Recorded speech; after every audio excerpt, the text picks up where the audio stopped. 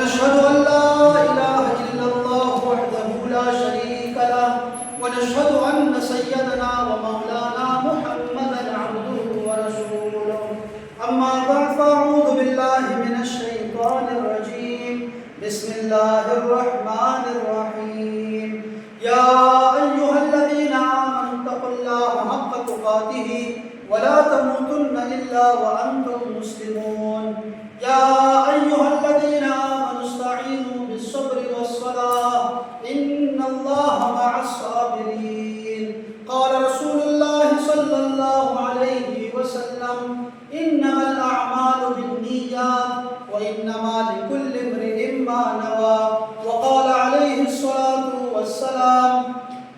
لا يؤمن أحدكم حتى أكون أحب إليه من والده وولده والناس أجمعين بارك الله لنا ولكم في القرآن العظيم ونفعنا وإياكم بالآيات والذكر الحكيم إنه تعالى جواد كريم قديم ملك بر ورب رؤوف رحيم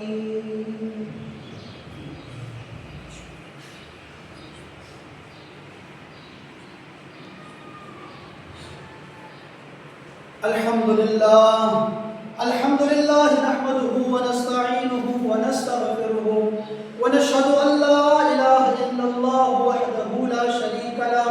ونشهد أن سيدنا ومولانا محمدا عبده ورسوله أما بعد فأعوذ بالله من الشيطان الرجيم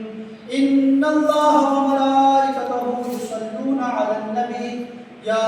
أيها الذين آمنوا صلوا عليه وسلموا تسليما اللهم صل وسلم وبارك على سيدنا ومولانا محمد في الأولين والآخرين اللهم صل وسلم وبارك على سيدنا ومولانا محمد في الملأ الأعلى إلى يوم الدين قال رسول الله صلى الله عليه وسلم